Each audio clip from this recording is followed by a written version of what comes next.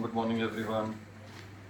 Mr. Singhania from FICCI, Mrs. Vij, my colleagues from both the boards, Mr. Ravi Agarwal and Mr. Sanjay Agarwal from CBIC, ladies and gentlemen. Thank you very, very much, first of all, to FICCI for giving me this opportunity. We did this last year as well. And it has been always our endeavor, as also mentioned by Jyoti ji, that we try to get your feedback, we try to get your inputs, we try to have a consultative process, both in the budget formulation and then also in the policy and the implementation framework for the budget throughout the year. So indeed very, very thankful to FICCI for giving us this opportunity to be present here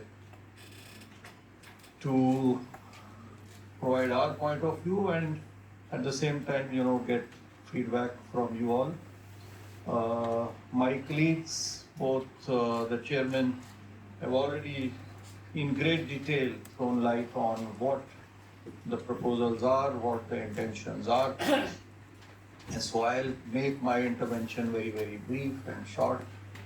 I would rather, like to listen to you all and take your feedback, your inputs as to how, we should now go about implementing some of these decisions that have been taken in this budget.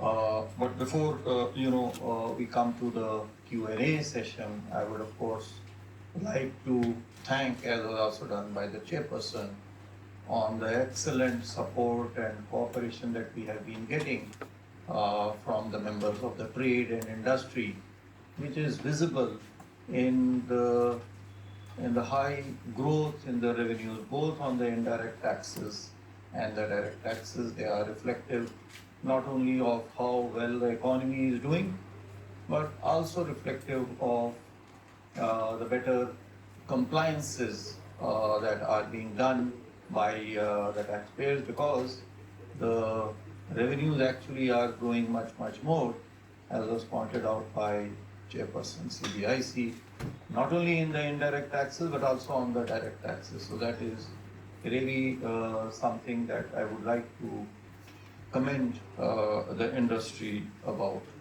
The other thing that I would like to mention over here is that our approach towards taxation has always been and will continue to be in the mode of a collaboration and not a confrontation.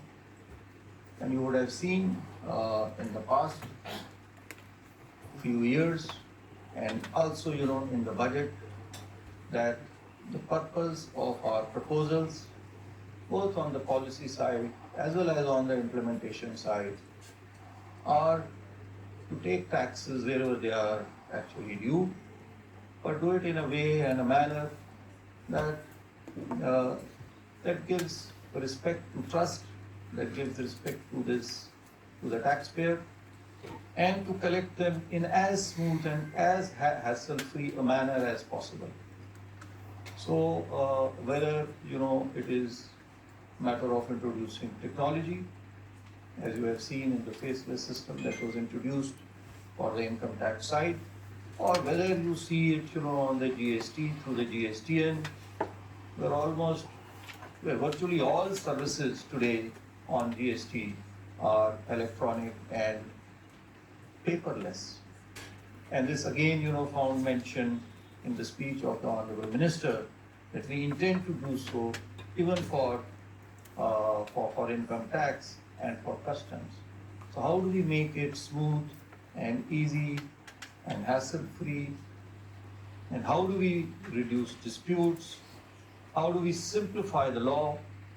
The whole theme of this budget, policy, this statement, insofar as the Part B or the revenue side is concerned, I think revolves around two or three things. One is the taxpayers. How do we simplify taxation for the taxpayers, both on the law side as well as on the implementation side, because they are very, very important collaborators, partners in this tax collection. Some of the taxes, in fact, GST is in fact entirely collected by the taxpayers. Similarly, the direct taxes also today, 51% of our collections actually come through TDS. And so even there, you are not only the taxpayers, but also the tax collectors. So how do we make it easy for you? That is the whole exercise of the budget, and similarly also, going forward. While at the same time also not only make it easy, but also how do we become partners in this theme of development of the economy through taking policy measures which help and support the economy. So whether it is in the direct taxes, you have seen, we removed the angel tax, which was causing some consternation. We have decriminalized, some provisions and depenalized some Black Money Act proposals which were mentioned earlier. We are making it easier for foreign companies to do businesses in India, whether it is relating to diamonds or whether it is relating to some other aspects like shipping, foreign shipping cruises, foreign shipping companies, doing businesses here in the form of domestic cruises, or whether it is in reduction in the duties on the indirect taxes side for the number of duty exemptions, reductions given, or whether it is relating to the electronic sector, the marine sector, lot of reduction in duties, so that the leather and the textile sector, there are a number of exemptions, critical minerals. How do we make these materials available to our industry so that they are competitive not only in the domestic market but also on exports? So the second broad theme that this budget is about, how do we support the Indian economy and how do we spur employment? The third, of course, the common man, there are some things here for the common man. And over there, a very broad, a very strong message has gone in. Also in the indirect taxes, of course, there is some relief on the direct taxes that you would have seen by reduction in the personal income tax rates. But even in the indirect taxes, measures like reducing the duties on mobile phones, because we generally see only an increase in duty, we only see protection. And while we did so when the industry did need it, we, through this reduction, are saying that this support is not permanent, this support is not in perpetuity, it is not forever, and the industry also has to become competitive after a certain time. They have to improve their productivity so that the benefits that were given by the government in form of support to higher custom duties, ultimately they do benefit the consumers too in form of lower costs and lower prices of those products. So these are the three broad themes in this budget. Once again, I would like to assure you that our effort has always been and will continue to be to provide a hassle-free, simple, collaborative approach towards implementation of taxes. And that is visible, number of suggestions that came in from you, 80%, Madam was saying, that we did 50%. I said, well, no, I think we have done more. So she went back and she has checked. So she says 80%. See, we may not be able to implement them in toto, but the effort always is to keep your suggestions in mind when we are making policy, and also at the same time we are implementing the policy. I would like to over here mention that the Honorable Prime Minister himself also, in one of his interactions with us said that policies, we make well, but it is the rules and it is the implementation where, sometimes we are not able to carry the spirit. This is what he said, the spirit of the policy we forget in the implementation. So I would like to assure all of you over here that the spirit that we have in policy formulation, with the same spirit we would like to and try to implement these policies. Thank you very much and look forward to your feedback. Thank you. Thank you so much, sir, and you've kindly agreed to also interact with the audience here. So we have with us Mr. Pranav Sehta. He's the chair of the FICCI Taxation Committee, and of course, senior partner EY. May I request Pranav to moderate the question and answers, please. Sure. Thank you so much, sirs, for setting the context and really putting forth such a fantastic effort in terms of the budget this year. Truly commendable. The whole approach of trying to build that taxpayer trust or rebuild the taxpayer trust between tax collectors and taxpayers is welcome. The simplicity provisions like TDS, capital gains, etc. are certainly commendable as well. The effort to decriminalize the Income Tax Act in many ways, TDS, financial asset threshold for the BMA, all of those are again very welcome. Addressing some of the genuine concerns of taxpayers, like abolishing the angel tax, the salary TDS, which can now take into account some of the aspects like TCS, abolishing the equalization levy 2%, allowing taxpayers to withdraw from the BAR, and all of those shows a genuine desire to enhance ease of doing business and address the genuine concerns of taxpayers. So certainly very welcome. We would love to have our participants and members raise their questions, especially coming out of the budget. Yeah, Neetu.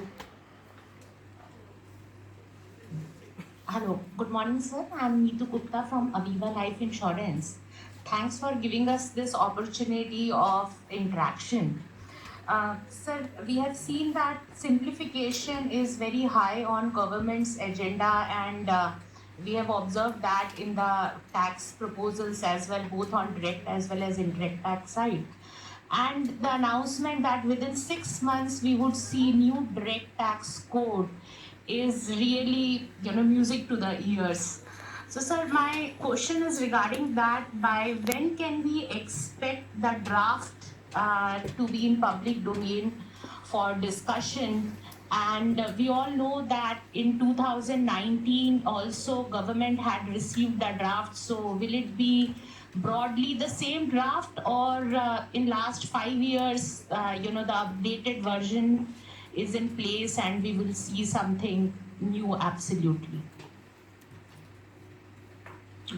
No, so the FM in her budget speech did mention that this comprehensive review, first of all, it is not a new direct tax code, so she only mentioned that it will be a comprehensive review.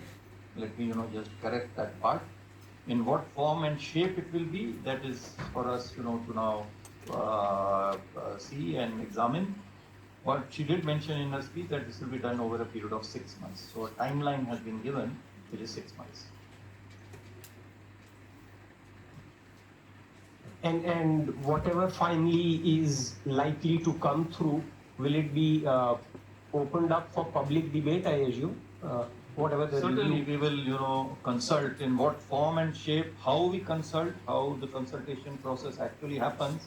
That is something, we would decide. But as I said, as I mentioned to you, we would like collaborative effort, not only, for implementation, but even, for policy formulation, especially, where sensitivities are not involved relating to tax rates, etc.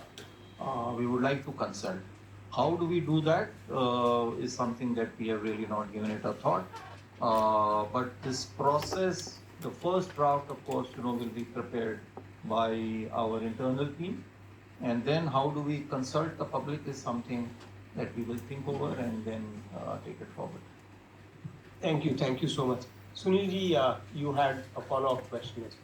Yeah, sir, I'm here on the right-hand side of you. So, my name is Sunil Sanjay. I chair the Capital Market Committee. So, I'll have a question on the capital market. Sorry, I came in a bit late. So, if you have covered this topic, then there's no need to repeat. One area which is relevant directly to capital market is a significant change in the buyback provision.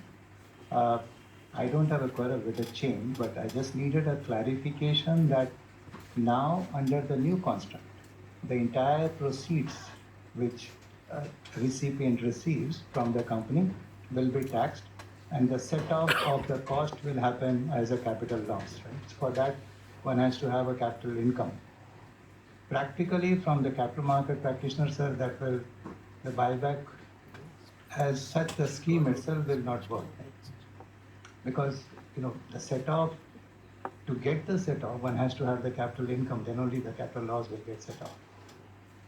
Yeah, so our understanding of the subject really is that buyback is nothing but a dividend. In majority, vast majority, in almost all cases, it is actually a dividend.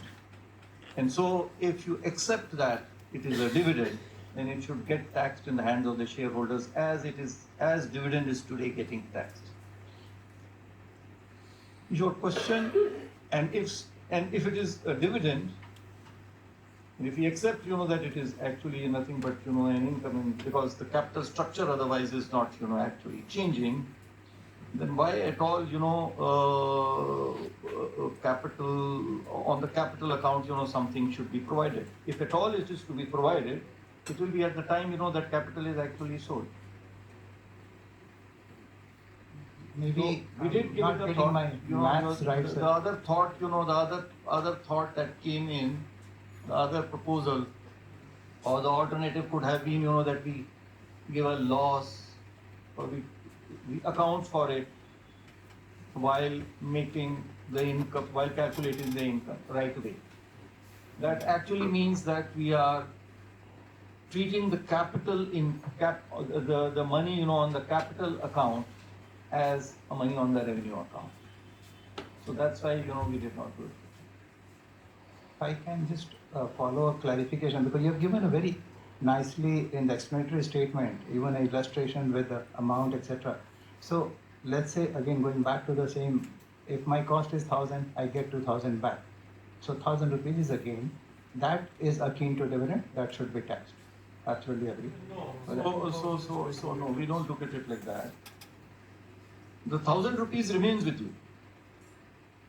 The point is that if you accept that this 2,000 is an income, the 1,000 rupees actually remains with you because it's in the company. The ownership of the company is not changing. It is the same. So if the 1,000 rupees was worth 100th share in the company, the 100th share remains. It does not change.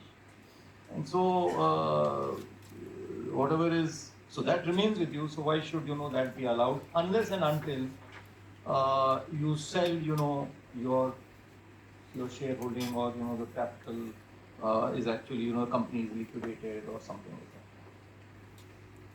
that. Okay, thank you so much, sir.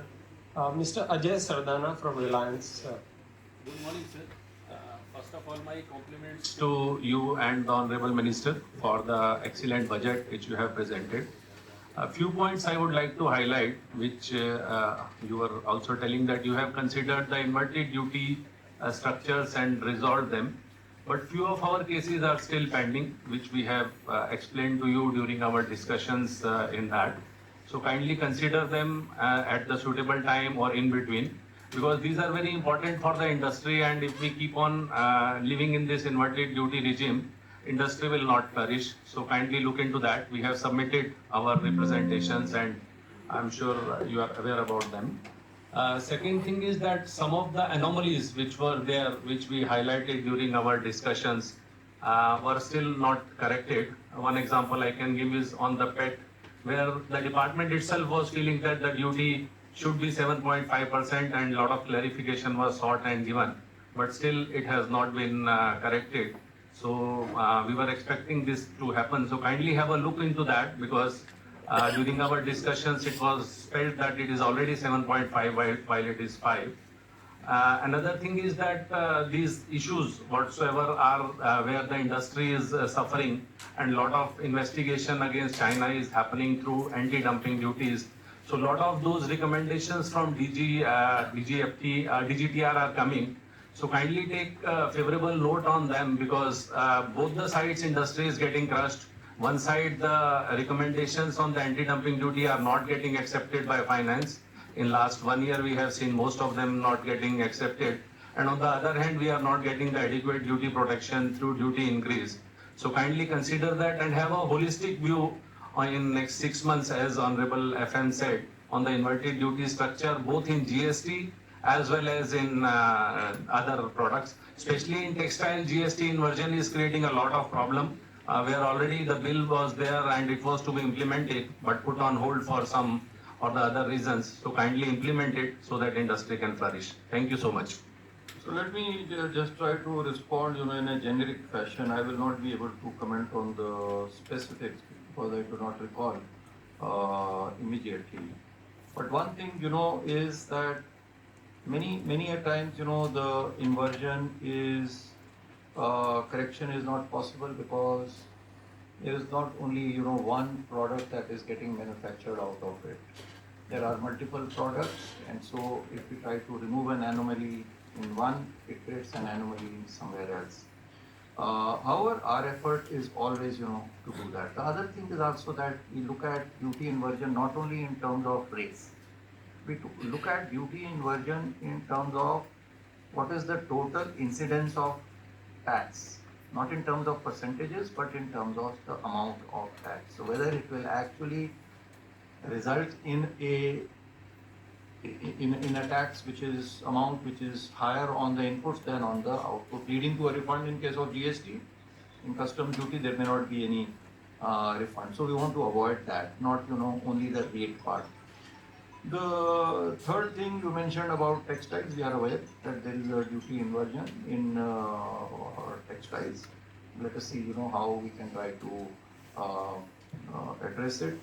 Anti-dumping duty, most of the cases last 6 months, I can say with confidence, last 6 months, most of the cases of anti-dumping duty where the DGTR has recommended, we have accepted the recommendations. Very few with which we did not accept. Nevertheless, that does not mean that we will accept everything that they recommend. And we have to be conscious, not only, as I was mentioning even earlier, that protection in the form of a support we would like to give wherever it is due, but at the same time we have to balance the interests of the consumers also. So wherever we do not accept, those are industries, areas which can have a large scale, widespread downstream effect on the consumers and the other industries. You want to add anything? Revenue Secretary has adequately covered the issues which have been raised by you, because wherever any proposal is received, there is a lot of stakeholder consultation thereafter takes place, and we have to ensure that downstream industry, if some change is made, that what will be its impact on the downstream industry. In case of, say, you mentioned about fat. So in textile, because most of the inputs for textile industry are chemicals which are falling in chapter 28, whereas textiles are falling under certain other chapters. And there, if we start correcting that inversion, then if we go to the end, that the entire chemical which is subjected to generally rate of duty of 7.5% will have to be changed. So all these aspects have to be taken into consideration before any proposal can be accepted. Thank you so much, sir. So before I go to the next question, one question from me, sir. You've done a really, I must compliment you on simplifying the capital gains regime. It's really a super effort. One thing, why everything else has been either 12 months or 24 months as the period of holding for becoming long-term, short-term. For transfer of a business as a going concern, slump sale, slump exchange, because it was in a different provision altogether, still it continues to be 36 months. I'm sure it's an inadvertent miss probably, but under section 50B of the Income Tax Act, there it's still 36 months for long term. And maybe that's something that may be good to also streamline while this is happening. I'm sure it's completely unintended, but I just thought I'll point out. Also, when it comes to the board for advanced rulings, you have now very rightly said that those who have filed before the authority for advanced ruling and want to withdraw can withdraw. But the way the provision is worded, it says that it is only when it has not already been admitted that the withdrawal will be permitted. Now, these cases are sometimes so old, 7, 8 year old, and they might have been admitted 6, 7 years back, but nothing has happened thereafter because AR was not very functional, to be honest, and then BR has come. The taxpayer has moved on already. So if he wishes to withdraw, he should be allowed to withdraw even where the matter had been admitted, the application had been admitted, but was lying in a limbo for such a long time. Are you saying that we have said that it should not be admitted? No, it says that if it is already admitted, you are not. I mean, it doesn't clarify that you can't withdraw it, but the way it has been worded, it is referring to 245R2 without getting into technicality. Yes, so what is happening is if it has already been admitted, withdrawal seems to be. The intention is not to block that. The intention was that whatever is basically pending and which has not been adjudicated upon, opportunity can be given to withdraw it. Now that we have flagged this issue, we will examine it and accordingly then we will take the call. Sure, absolutely. I felt the same actually that it was an inadvertent miss, which is obviously possible in such a huge task. My request Arvind to raise his question as well.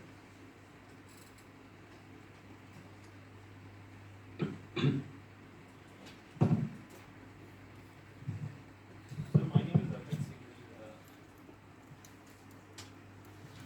I work with the NAPLIS Bank. So, sir, my question is more around the safe harbor. So, I was part of the NASCOM delegation which met you at the North Council. And there were suggestions that were made by NASCOM side on rationalization. So, one is definitely the rationalization of the transfer pricing rates that have been included and the increase in the threshold. So, sir, any guidance on how these rules are likely to shape up is what I just wanted to understand. Any sort of clarity and when are we expecting these safeguards? And my second part of the question is on Pillar 2. I was reading your statement, sir, on Pillar 2 implementation. So I was reading your statement in the today's economic time and you said the government of India has resolution. So again, any sort of guidance when India is to implement the Pillar 2. Thank you. So I will only mention that, whatever request you have made, because the time was very short, we have tried to accommodate in the FM speech by saying that, we come up with such guidelines. The rest of the details and Pillar 2, I will request Chairman CBDT, to throw light on. See, so far as the issue of Pillar 1 and Pillar 2 is concerned, that is before the international fora and that is after deliberations. So, in all fairness, till the time that deliberation is going on, it would not be perhaps appropriate to actually deal with this and to discuss this. We expect that the inclusive framework declarations would be there shortly. And once that is there, then we'll come up the issue and Yeah, Uday, you want to raise?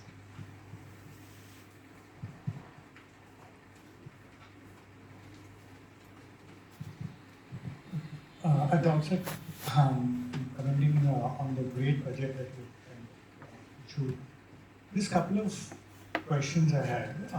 The FM announced that there would be a comprehensive review of the customs duty rates in the next 6 months, primarily for ease of doing business and removing controversy and also inversion. Is there any suggestion that you have as to how do we from the industry associations and industry engage on that particular exercise that you have? So that was one question. Whatever you suggest, then you can possibly follow up from our.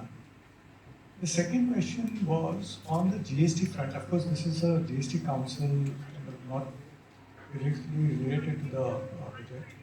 But this extension of time for bona fide assessors and aligning the limitation period for both, fraud cases and non-fraud cases, Now, the problem with that is that from an indirect tax perspective, the uncertainty increases for bona fide assessors.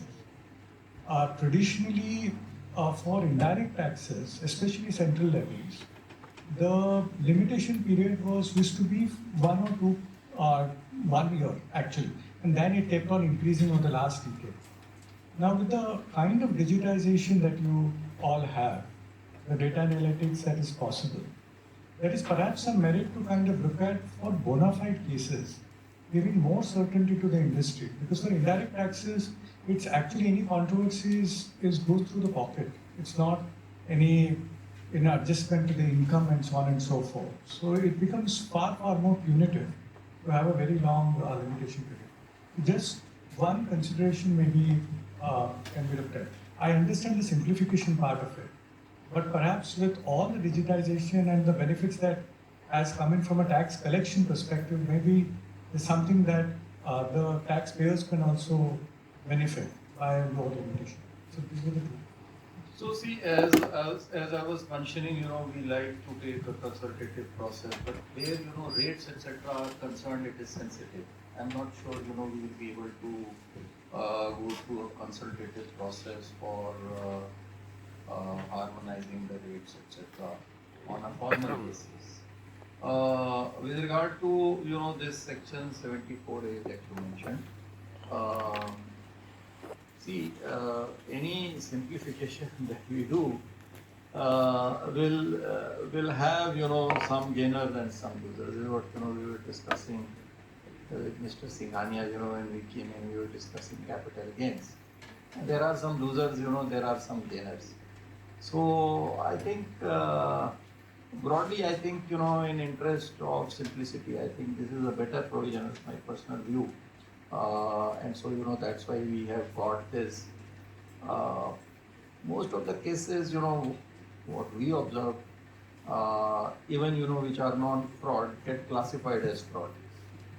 So the period was actually more, which we have, tried to reduce.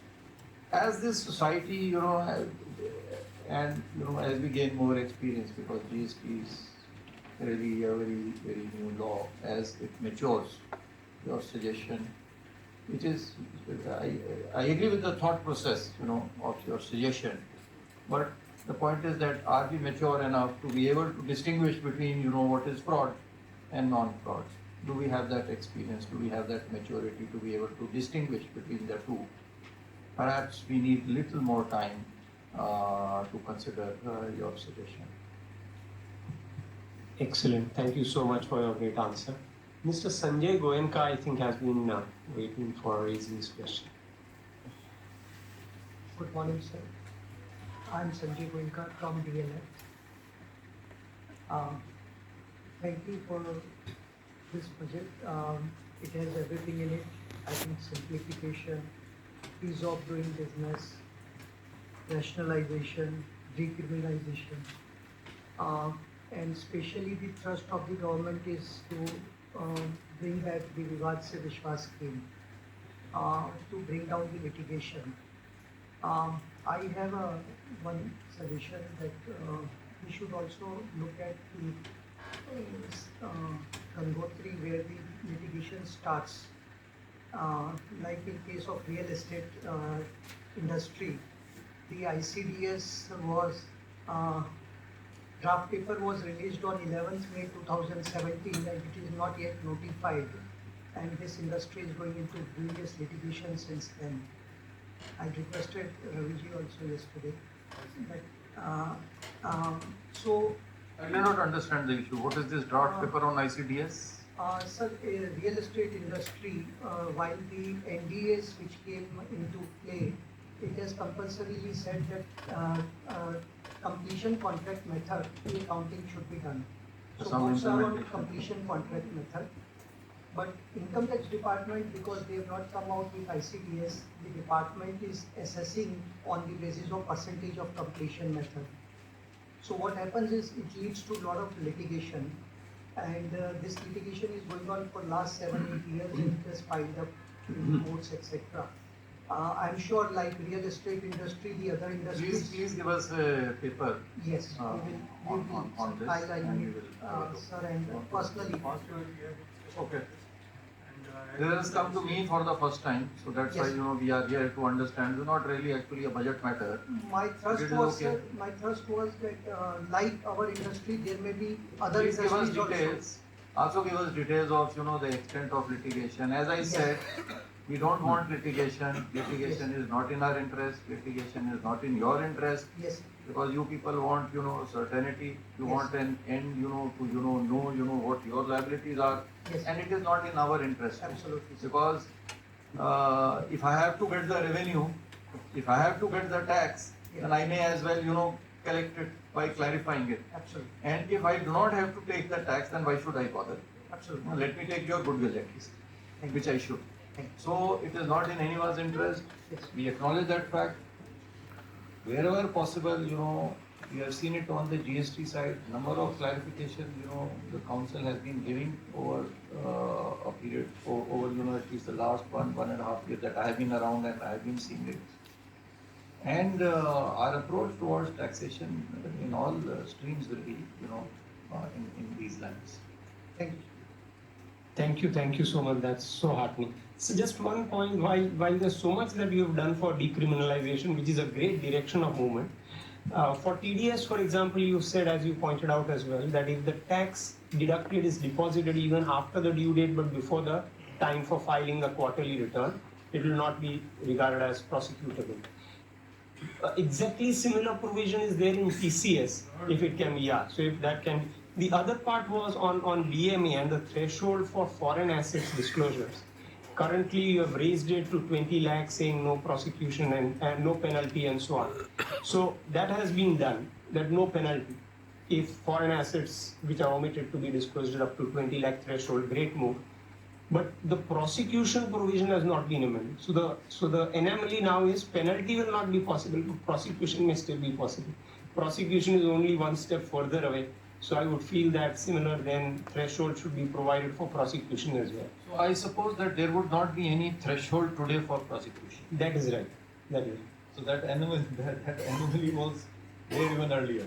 Yeah, earlier there was only a threshold of that 5 lakh Only for penal bank account. Yeah, Only for penal provisions, but only for bank account. I understand that. Yeah, that's I understand that. Sure. That the scope has been expanded, the limit has been increased. Correct. But it was only for the 5 lakh limit restricted to bank accounts was only for penalty. Correct. And even over there could have been a prosecution. Correct. So that anomaly was earlier there, and it has only Accentuated. Agreed. Right? Agreed. This is the point I'm making. Absolutely. You are absolutely right. Yes. Okay. Mr. Mangal Dev from Hitachi. Yeah.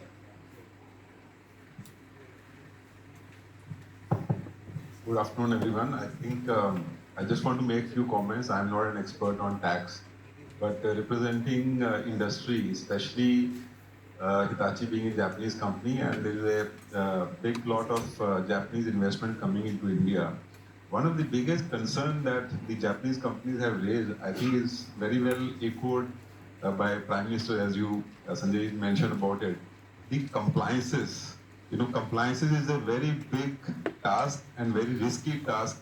So how, and this point, as well as India is becoming, moving from a developing country to a developed nation. So the institution of tax has to become very, very mature. I think you guys do a tremendous job every year, to compile all the numbers and bring about changes. We see even today also large number of changes. So this means that we have to unlearn the past and learn something new. So this puts a lot of effort on the compliance part. So how do we see this maturing in the future? How do we see facilitating more and more FDI coming into India and India becoming a developed nation from the point of view of taxation and its implementation? This is a very good question, or a comment. Good question. It is a constant struggle. It is a constant struggle, because while we would like the compliances to reduce. Ideally, there should be no compliance, because if people are self-compliant, you can 100% trust them. There is no need for supervision. There is no need for returns. People pay their taxes on their own. That is, the best, the ideal. It reduces costs for the taxpayer, it reduces costs for us. Uh, Having said that, so it's a very, very delicate, balancing task that we have done, that we try to do. And while, we simplify the law, this will certainly, the direct tax law, this is something that certainly, we will be mindful of, that where is it or how is it that, we can reduce the compliances and the number of returns that you are required to file without necessarily changing the information that you are required to submit. Can that be reduced, for example? So we will certainly, that is certainly something which is on our agenda. But let me also assure you at the same time that we will our effort always on both direct and indirect taxes is to make life easier for those who are honest, those who are compliant, while at the same time those who are not paying their taxes and trying to evade taxes go hard on them. So let me assure you, the honest taxpayers, we will always support them, and we will do whatever is needed to make it life easy for them.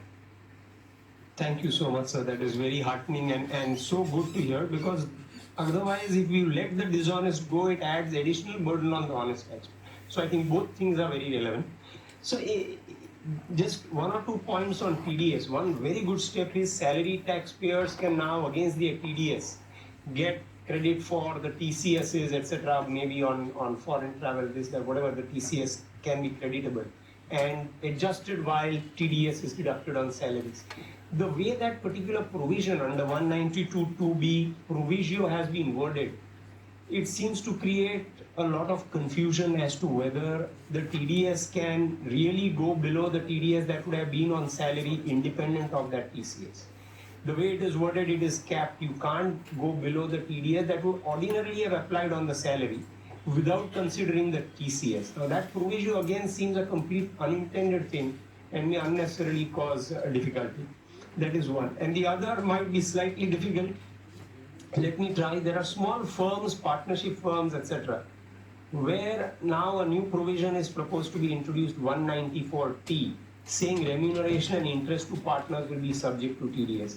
This could be a genuine compliance-wise and procedure-wise, I feel it's going to be a challenge, because the remuneration is determined much after the end of the year based on a percentage of the profits under Section 40B of the Income Tax Act and so on.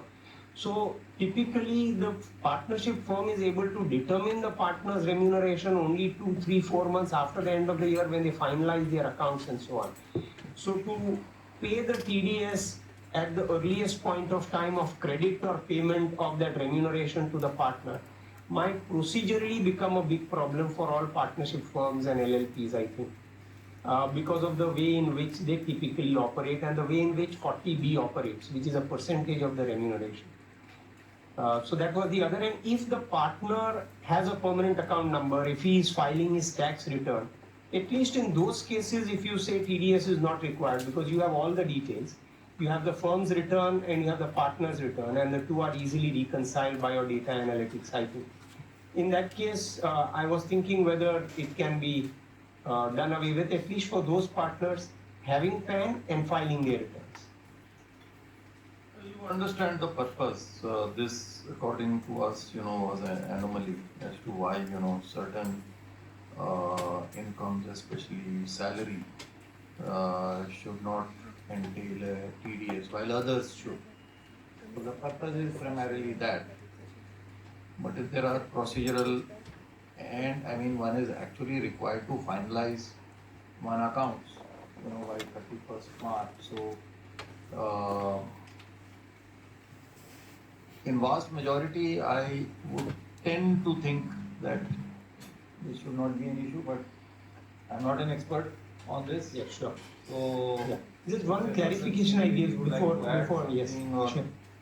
That typically what the firm does is to maintain the living of the partner, they give money every month, but the actual number gets frozen only when the accounts get finalized. So it becomes a little difficult to deduct salary. It's more like drawings or Actually, gifts. formally, one is required to finalize the accounts, on the date, right? But practically, I understand the due date for you, maybe, sometime in July or something. And the cash book actually is to be maintained, on a daily basis. So, by 31st March, actually, it should be frozen. Yeah, for partnership firms, They are not good. They will make a backdated entry. Isn't it? That's what happens. I have also run companies. It doesn't happen not only in firms, even in companies, backdated entries are made. The books are kept open way past, 31st March. So you are raising a problem which the law actually, to my understanding, does not recognize, isn't it? So there are genuine provisions, details that are yet to come in. We will see, what can be done. Sure. Thank you. You see, so far as the salary is concerned, partner salary is concerned, that will also be part of the partnership deed also. So therefore, that is predetermined. The only thing is that this thresholds, which were earlier, those have been increased. But then that, so far as salary is concerned, that is predetermined because that is flowing from the partnership deed. Right? So therefore, irrespective of whether the books of accounts have been finalized and they would be finalized on a later date, the salary is in any case determined during the course of the year itself, and therefore the TDS can be deducted on that. And now, so far as if the partner is filing a ITR and is having a PAN and correlating that, the issue is that when we talk about simplification, now we are adding one more layer for the department to actually reconcile this and then issuing of notices or communication that you have defaulted. So we should avoid that. Right? And when it comes to simplification, it is simplification from both the sides. That is what I would. Thank you so much. Yeah. Hi. Last two questions? Yeah, sure. Thanks. Hi, good afternoon. I'm Rahul Banerjee. I'm the Managing Director at Rice House. We are a policy think tank. First of all, congratulations on the very ambitious budget, especially focused on green technology and renewable energy.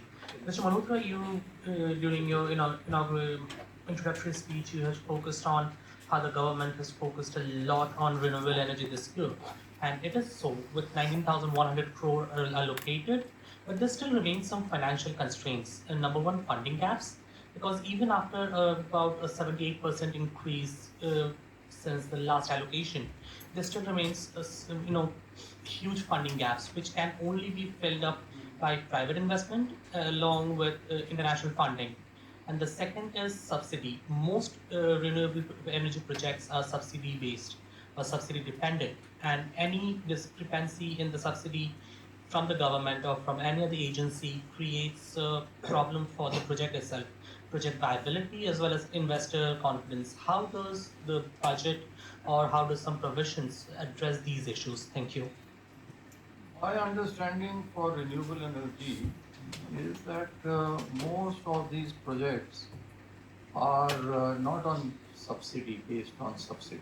They are self-financed by either the industry which is putting it up as a captive power plant, or by the household. For households there is some subsidy, very small subsidy. There is sufficient budget available for that, let me assure you.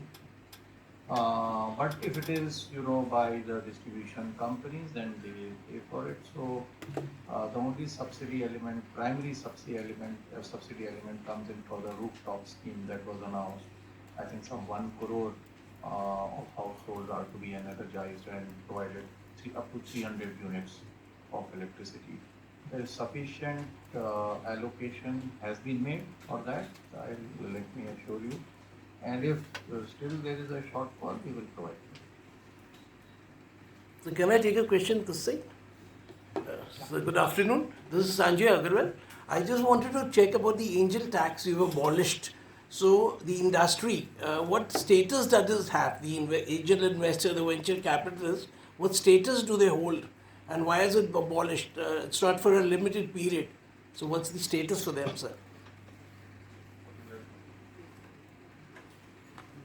The status for them. So are they in the industry? Like suppose you have a tourism industry. So angel investor, is it an industry, sir?